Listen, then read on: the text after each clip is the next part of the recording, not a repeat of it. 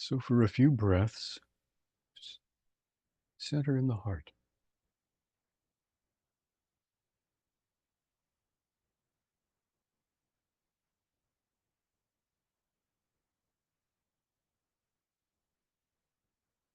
And adopt an attitude of being open to whatever experience arises.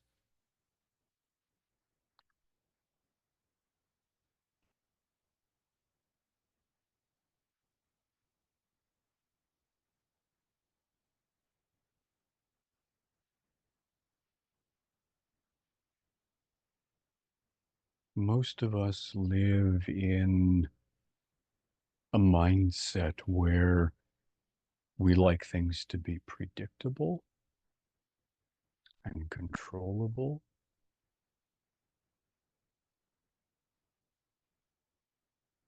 We don't like surprises, or the ego does not like surprises unless they're chocolate or something.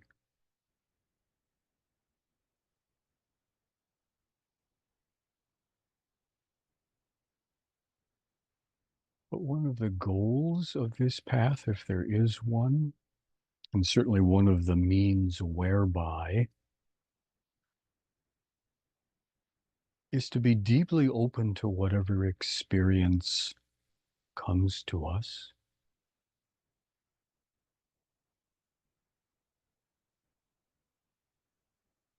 And part of the means whereby is to develop the kind of resilience and flexibility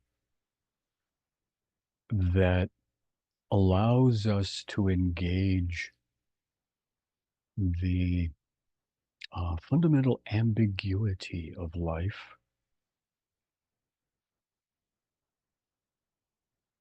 and of our own being.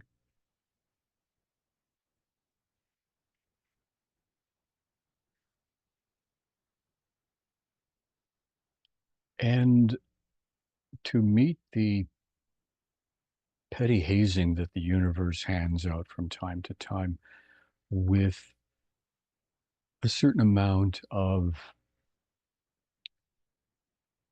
strength, but not brittleness, not rigidity.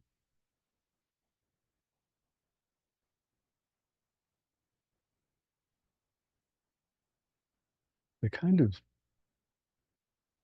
strength that one finds in a longbow. It's flexible, but it also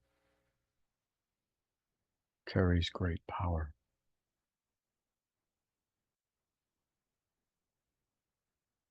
And with that resilience, to use the things that life hands us as the rocket fuel for this life's journey.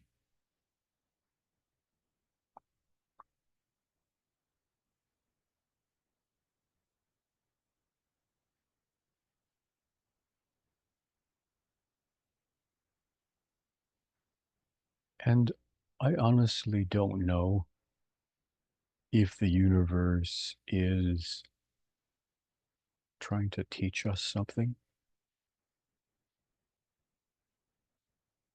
but I do know that we can develop ourselves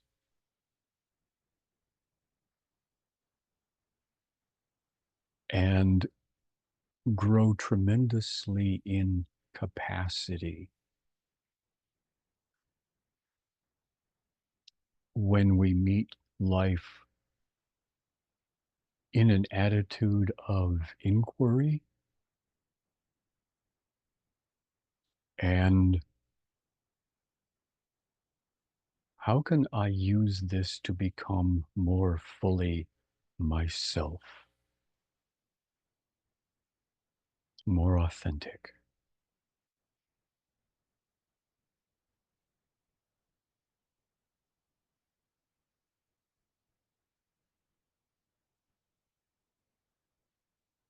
So with each exhalation,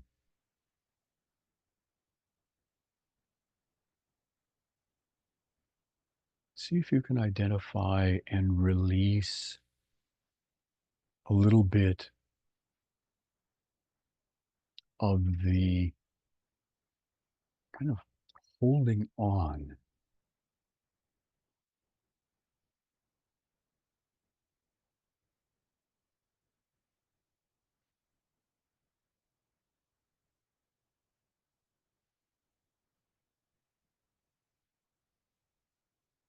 Notice whether or not you feel safe in this moment, in this breath.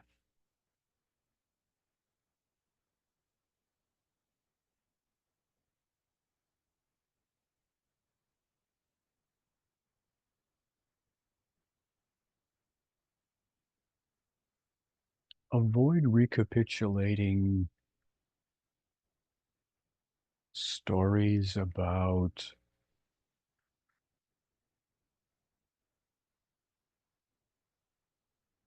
not being safe, but do feel into your experience in this moment any tension, any guardedness, any sense of holding yourself separate,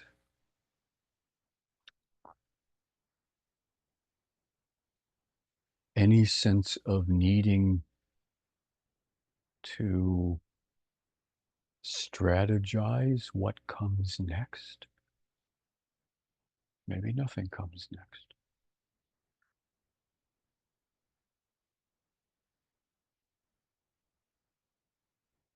See if you can drop into an attitude of,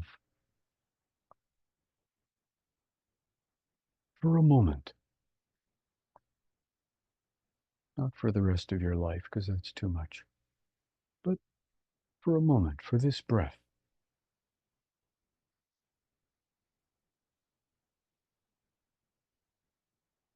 See if you can let your felt identity become a little more permeable, a little more fluid, and to release the sense that you have to know what's happening or that you have to know anything. Maybe you can even drop into that place where we all go when we're in deep sleep, where we literally don't know who we are. And it doesn't matter. It doesn't matter that it doesn't matter.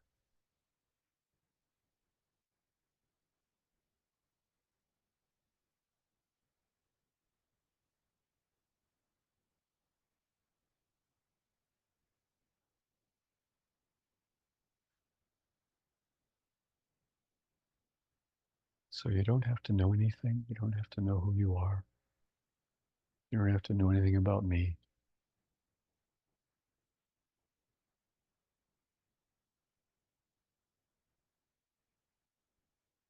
I'm just here making noise, and it's not actually that important.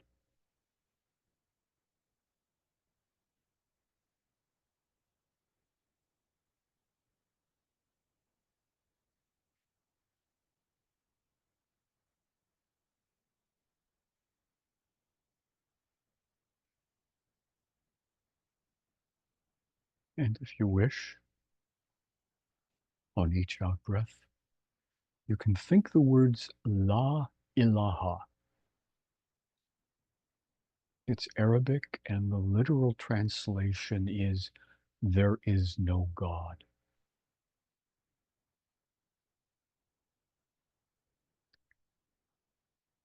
The real translation is that those syllables, when repeated enough, can release us from our childhood conditioning, our childhood wounds,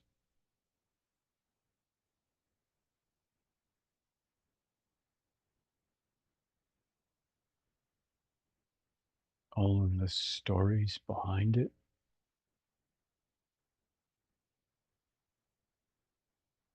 can release us from our defensiveness.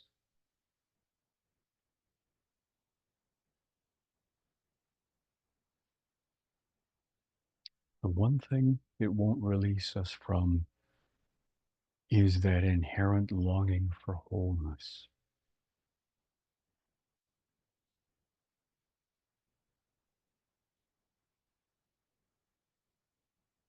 But it might uncover it for you.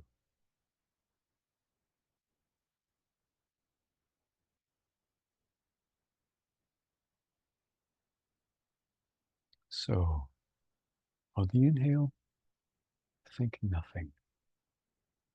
Think openness, receptivity, fluidity, spaciousness, light.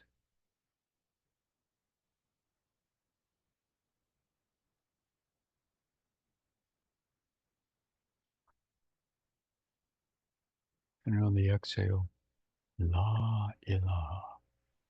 And just little by little, as you can tolerate it, emptying yourself of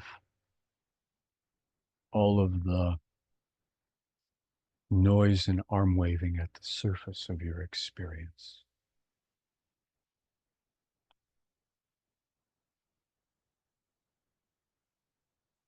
Letting yourself get closer to an inner silence.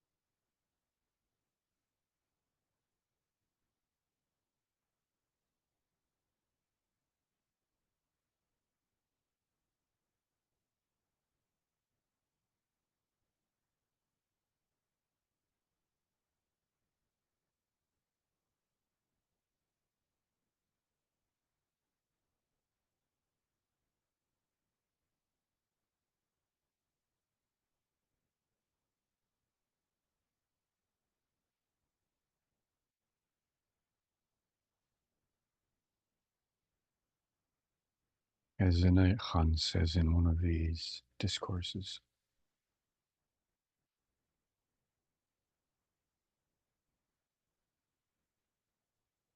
the true nature of the mind is not thought, but simply mind. The true nature of the heart is not emotion, but simply heart.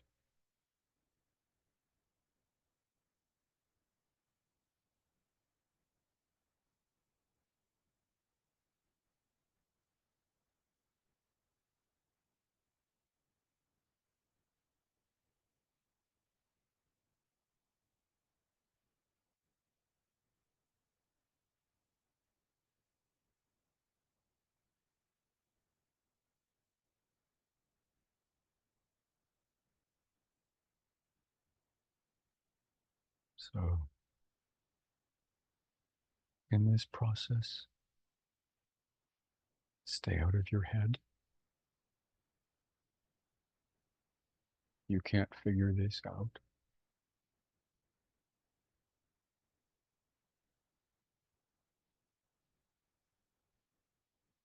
Stay in sync with and fully nested in your body. This is a path of embodiment more than it is of transcendence like classical yoga or Zen.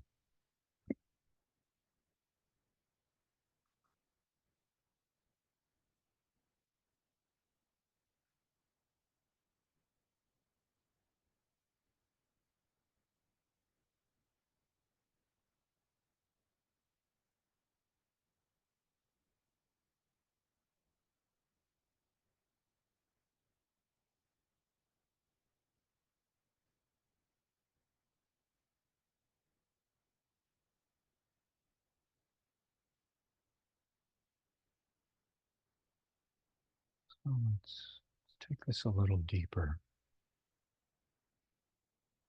Hands, palms down on the knees.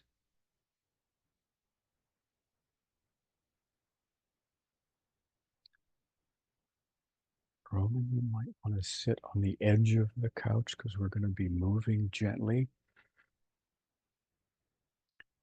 Yeah.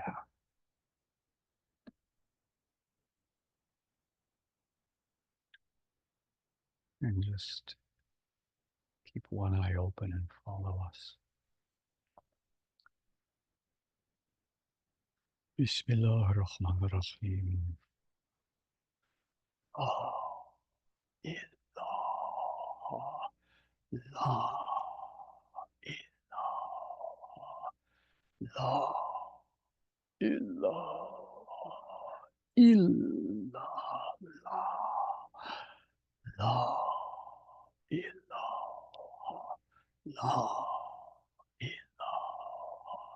La, ilah,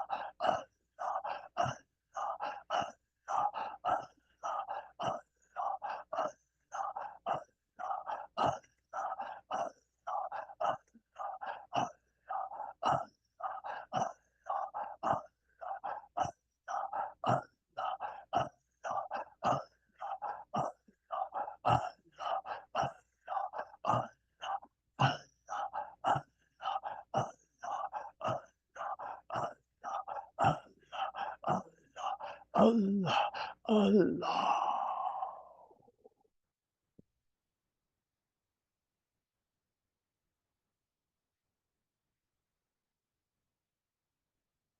And go back to just breathing. just being present, just tracking the body, noticing the state of our heart, noticing texture of our emotions, noticing but not thinking too much about our thoughts.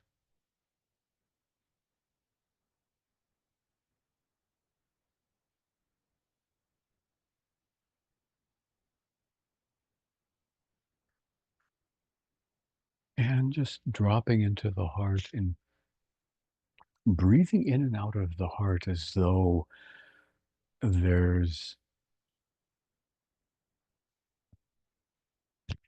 as though there's nostrils in the center of our chest. Can breathe light and life force in and out through our heart.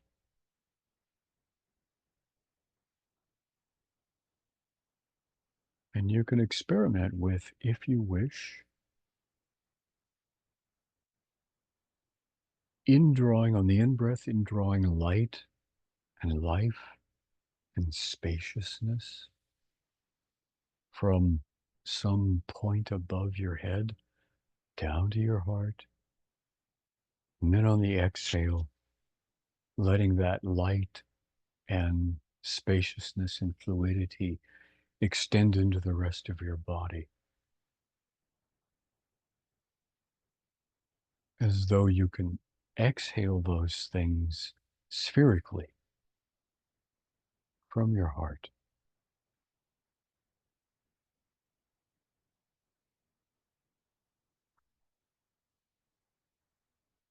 And just experiment with that. Notice what happens. Maybe nothing. Maybe your whole life will change.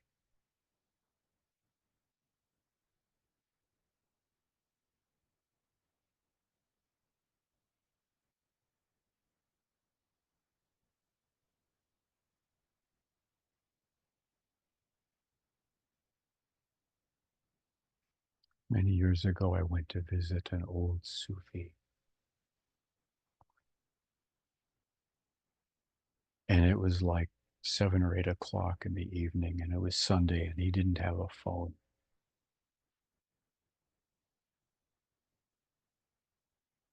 He had no, I hadn't contacted him in literally months.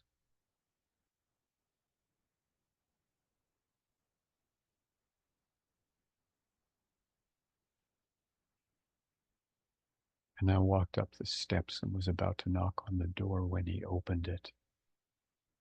And he said, "I'm so glad you could make it. The water's hot. Would you like tea or coffee? There's cookies on the table." My companion blew right by me to the cookies. And as he was shutting the door, he whispered, "You know, Sufi has to be."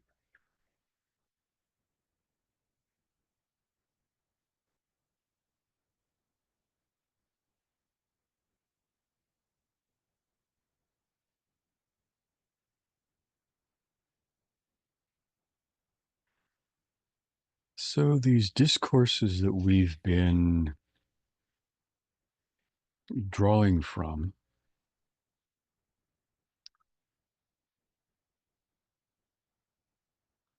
are about what Inayat Khan calls impression.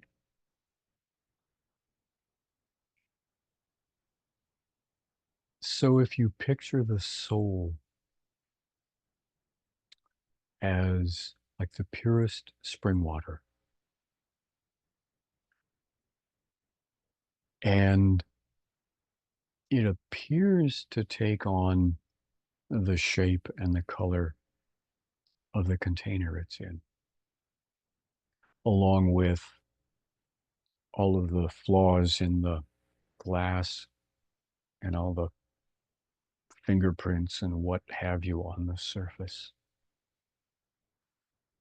And it looks at life through all of that distortion.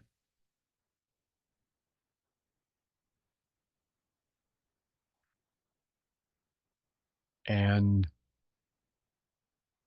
believes that it is all of that stuff. The reality is that all of that stuff, all of the life experience and past life memories, if you believe in it, all of that stuff is external to the essential purity and authenticity and integrity in the soul itself. All of these things are impressions that the soul takes on.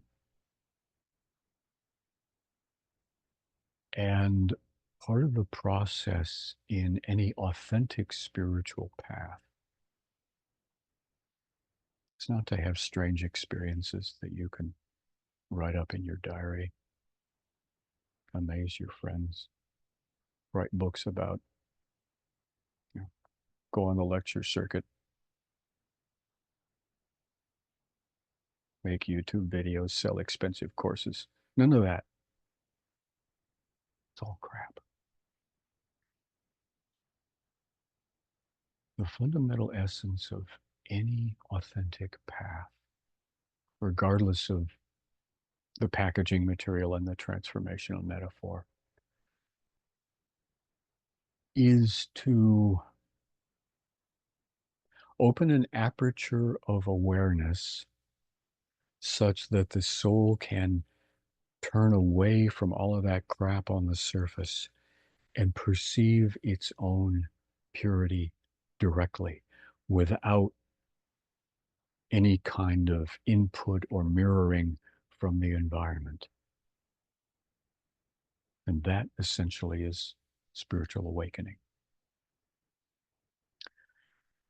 And since we are hitched to these bodies and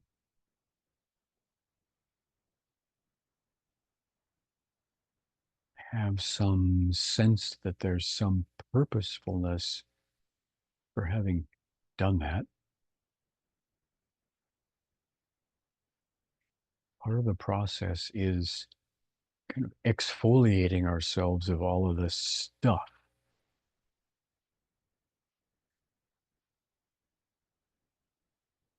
Some of it we can, even deep trauma, under the right circumstances, we can just set it down and not pick it up again.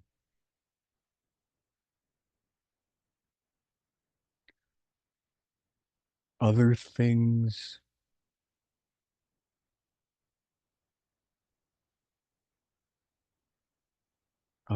can become what he calls the art of personality.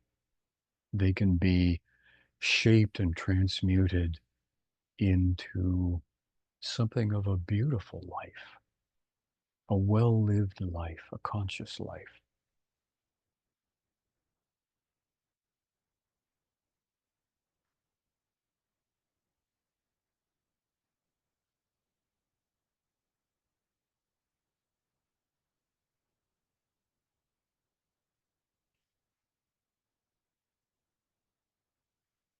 Like, whatever is wrong with me has made me really funny.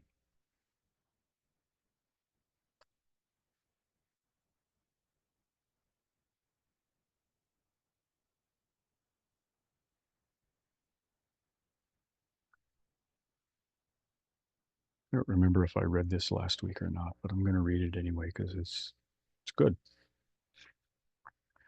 Purity of mind is the principal thing upon which the health of both body and mind depend. The process of purifying the mind is not much different from the process of cleaning or washing any object. Water poured upon any object washes it, and if there is a spot which cannot be washed away by the water, some substance which can take away that spot is applied to wash it thoroughly. The water which washes the heart is the continual running of the love stream. When that stream is stopped, when its way is blocked by some object which closes the heart, and when the love stream is no longer running, then the mind cannot keep pure. As water is the cleansing and purifying substance in the physical world, so love is on the higher plane. Sometimes, when it is difficult for love to take away some impressions that are disagreeable, which block the way of the love stream, they may be washed away by some element that can destroy them. The whole life is a chemical process, and the knowledge of its chemistry helps us to make life happy. It is a wealthy person who can help the one who is hard up, not a person, however much desire of helping there may be. So it is with happiness, which is a great wealth, and a happy person can take away the unhappiness of another, for there is enough for all. The corollary being that we can't give of what we don't ourselves have. Earthly pleasures are the shadows of happiness because of their transitory nature. True happiness is in love, which is the stream that springs from one's heart, and the one who will allow this stream to run continually in all conditions of life, in all situations, however difficult, will have happiness which truly belongs to him, the source of which is not without but within. If there is a constant outpouring of love, one becomes a divine fountain, for from the depth of the fountain rises the stream, and on its return it pours upon the fountain, bathing it continually. It is a divine bath, the true bath in the Ganges, the sacred river. When once one has got the key of this fountain, one is always purified every moment of one's life. Nothing can stay in the mind, causing it unhappiness. For happiness alone is natural, and it is attained by knowing and living naturally.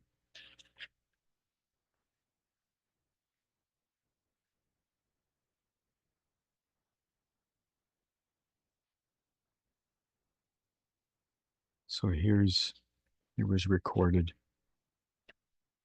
some questions and answers by his students. And I just think the way he answers this is so interesting. What is the process of drowning impressions in the ocean of the consciousness of eternal now? Answer. The one who does not know the love of an individual does not know universal love. How's that? But if one stands there without going forward. The love of an individual in love's path is a doll's play, which is learned for the time to come. So the love of an individual is the first step. But when one progresses, then one advances towards the love of a cause, a community, a nation, or even the whole universe. We as human beings are capable of loving one, but the soul, as the light of God, is capable of loving not only the world, but even if there were 1,000 worlds, for the heart is larger than the whole universe.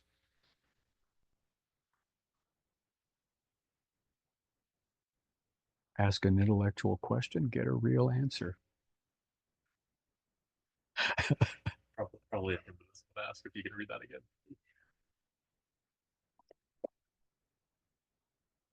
The whole thing? The question, the answer. The question and answer.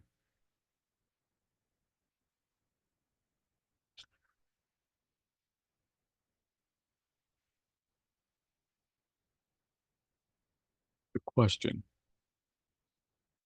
I mean, some of the questions that he got were just like, I don't think he actually visibly rolled his eyes, but some of the stuff that he got was just like, oh boy.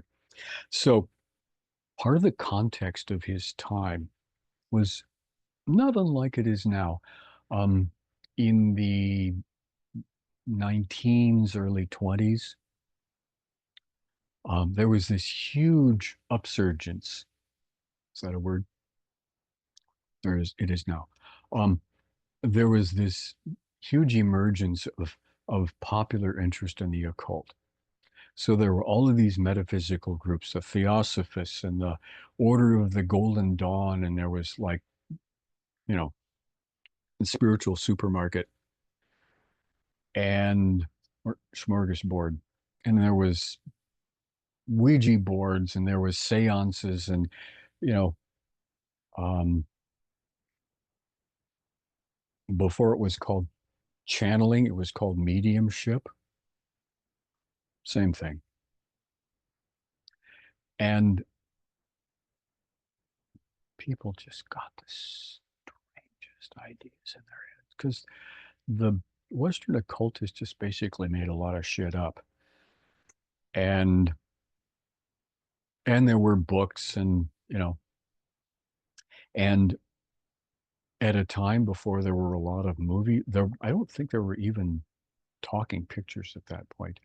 Um, People would go to lectures, they'd get together on a Friday or Saturday night and go to a lecture rather than, go to the movies or, you know, gather at the house for a video. So there was just a lot that he had to deal with. Somebody asked him, how does Sufism work upon someone who has studied theosophy? And he said, as a disinfectant.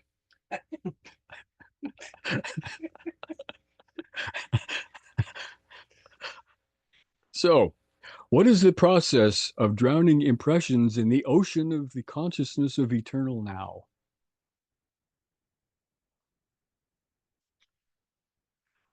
The one who does not know the love of an individual does not know universal love. But if one stands there without going forward. The love of an individual in love's path being like, a Sufi theme.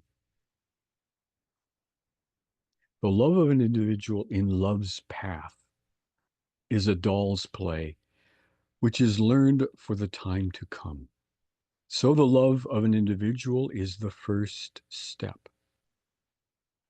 But when one progresses, then one advances toward the love of a cause, a community, a nation, or even the whole universe. We as human beings are capable of loving one, but the soul, as the light of God, is capable of loving not only the world, but even if there were 1,000 worlds, for the heart is larger than the whole universe.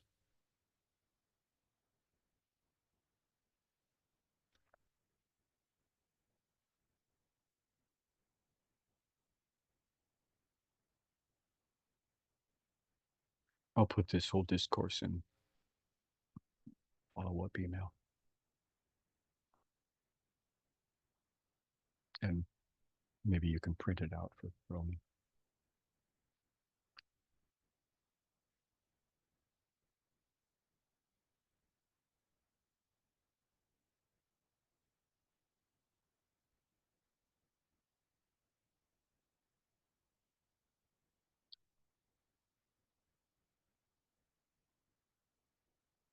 So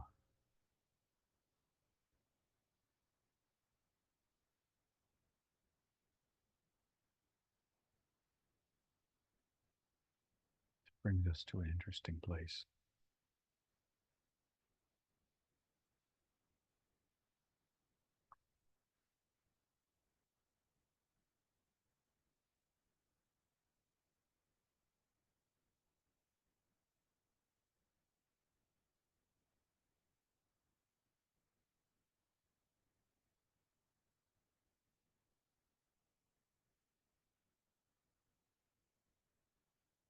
So there was this guy in the classical Sufi period of the early 12th century named Muhyiddin ibn Arabi.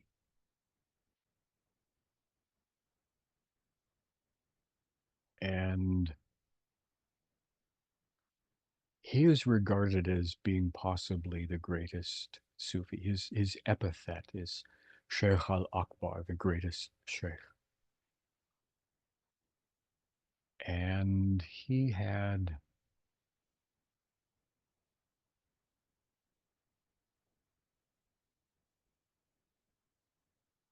a felt experience of the utter unity of all consciousness and a gift of poetry. Um, Not unlike Rumi, that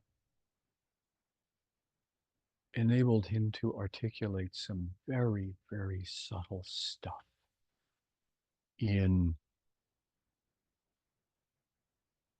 relatively accessible language.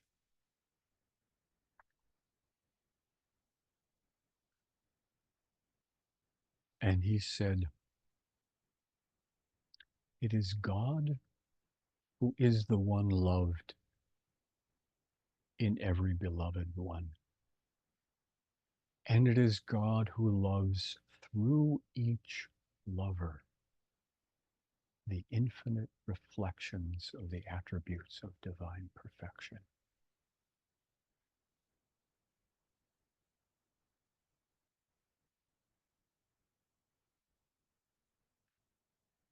It is God who is loved in every beloved one.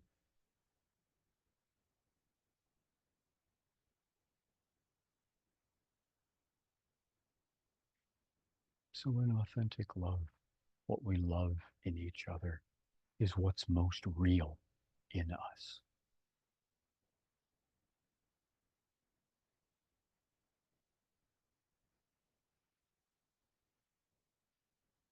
Which is also eternal and boundless.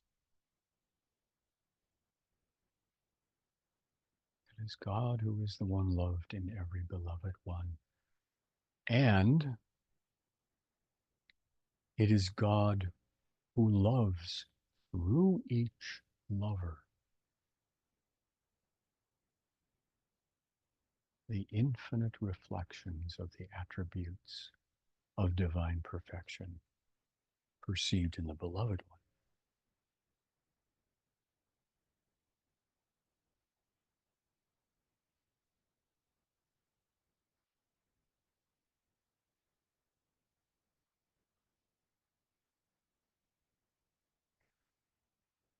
So the appertaining algorithm for this is to start with some object that you love unreservedly. Now, for most of us, love, air quotes, is contaminated with disappointment, with need, with different kinds of wounds, fear of abandonment,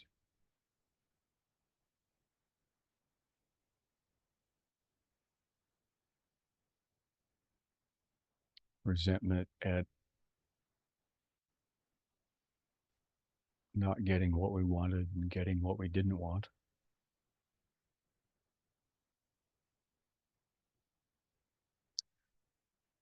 So rather than starting with a human, unless it's a small child,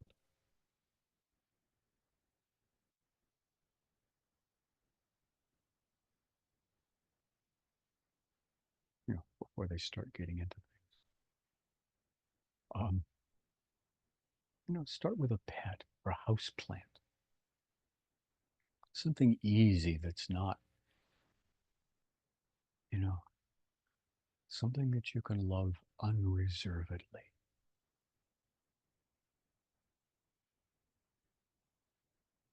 Or maybe it's your latest crush, before reality sets in.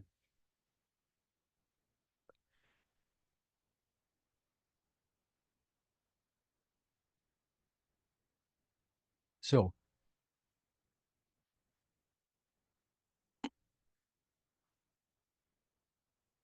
presence yourself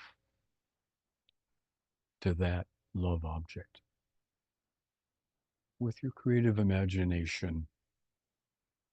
Bring that into this present moment as though it were right in front of you or accompanying you.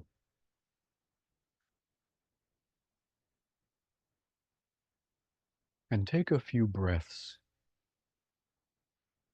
to just drop into and savor that pure love.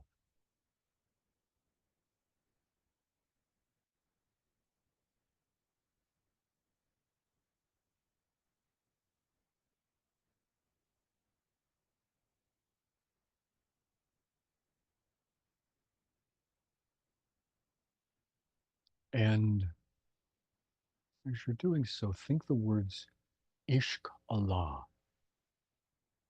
Ishqallah.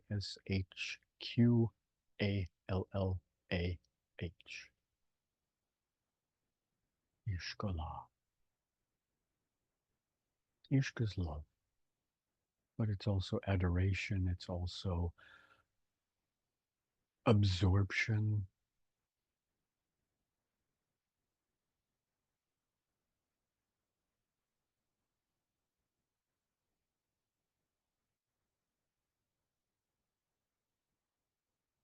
It's also profound connection.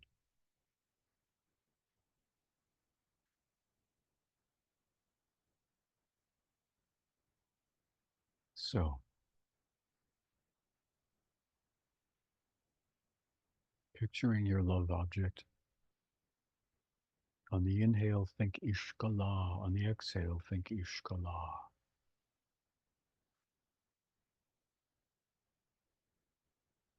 And notice, especially in your body, where you, where these, where this sense of love localizes.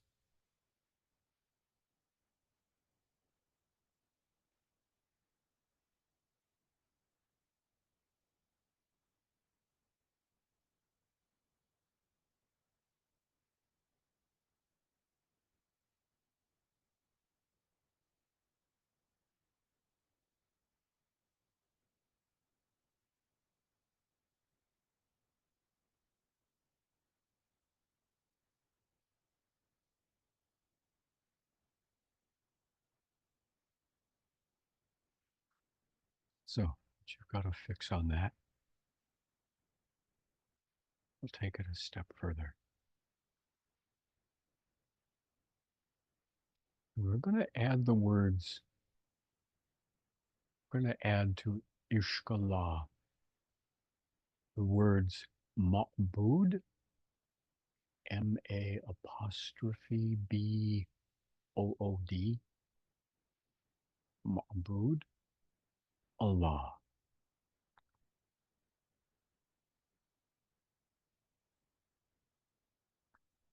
And there is no good English translation for this phrase, Ishqallah Ma'budallah. What it means in the effect upon us when it's used as a mantra is the realization of that passage from Ibn al-Arabi. It is God who is the one loved in every beloved. And it is God who loves through each lover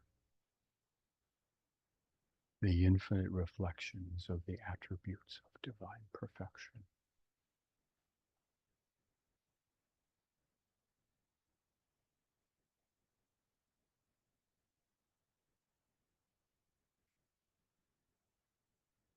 And we each know the experience of totally crushing on somebody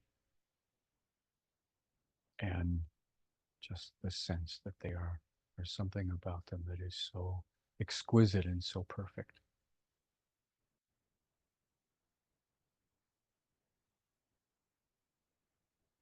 That's actually a real thing. It may be completely bogus at the level of our individual psychology, but it's real to the soul.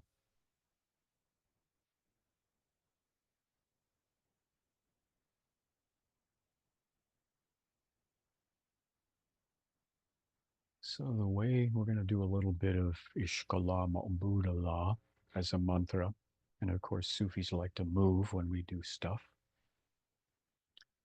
So the movement will be a 3/4 circle starting at the left shoulder all the way up to 12 o'clock. Down into the heart, solar plexus, and then we straighten up a little bit and center in the heart. So that looks like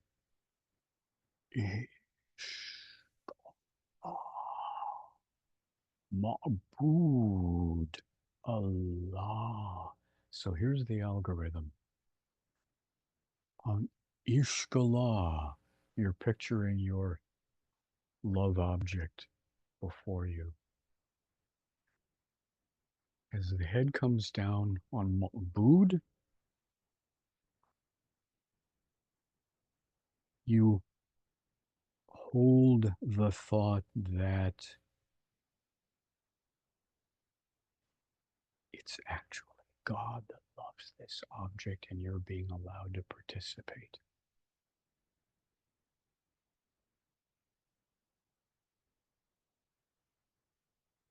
And there's further steps, there's further articulations of this practice, but that's as far as we're going to go tonight.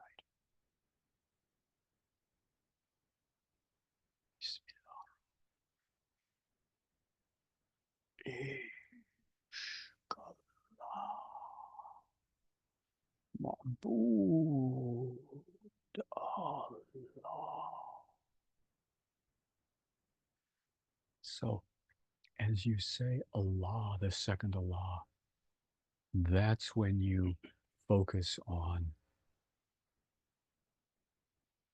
my experience of loving this being is actually God's experience through me as me.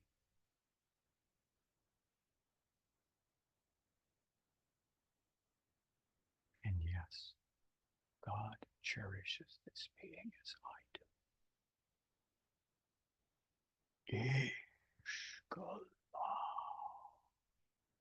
Ma'u. Ah.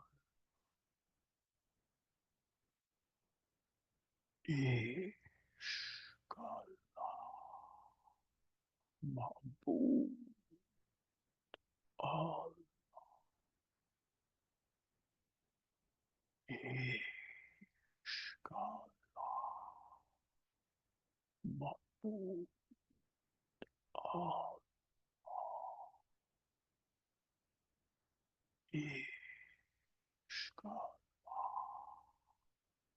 Ma'bu. Ah. Ishkallah.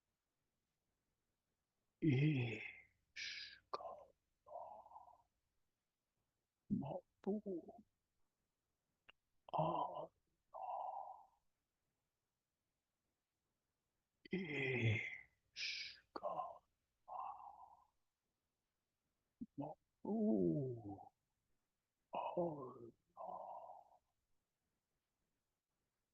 Ishkallah. Ma'bu. Ah.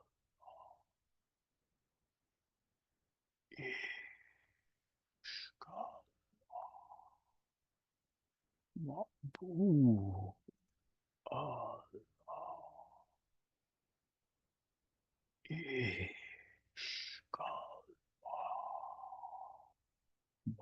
Allah.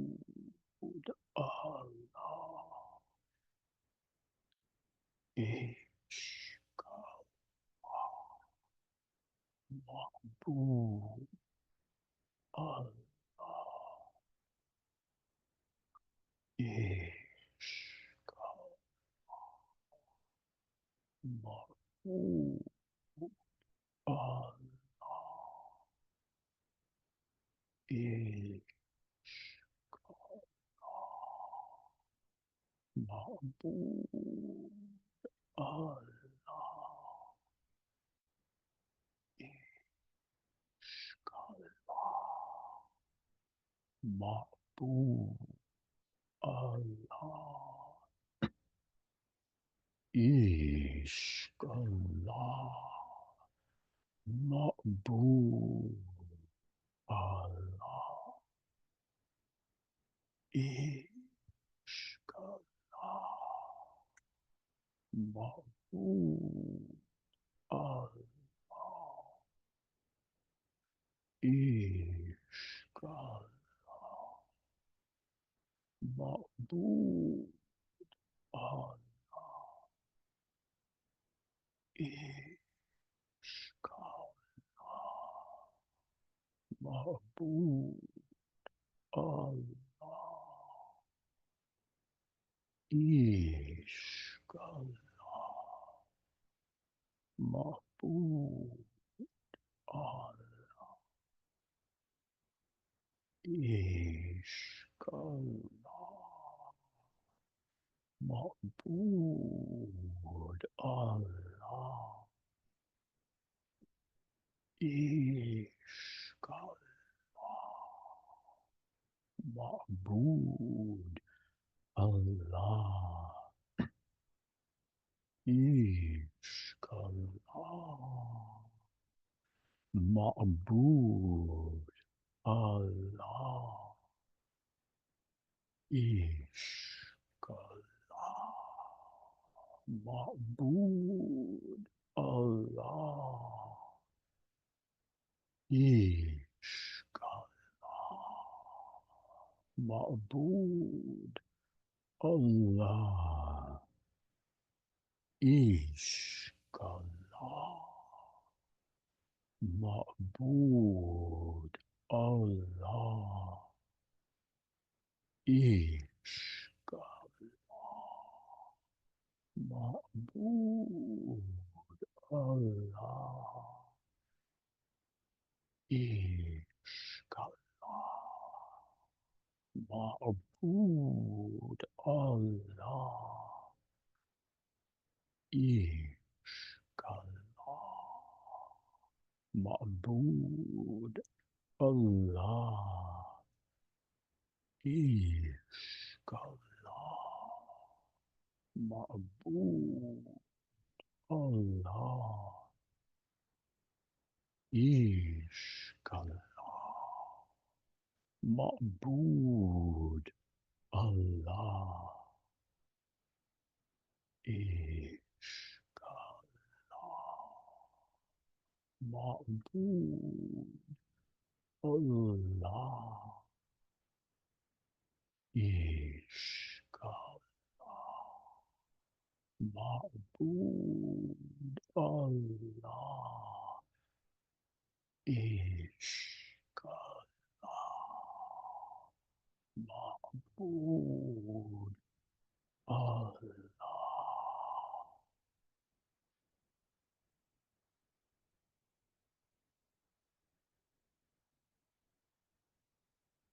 Exhale, thinking Ishq Allah. Inhale, thinking Ma'bud Allah. And just sit with whatever experience.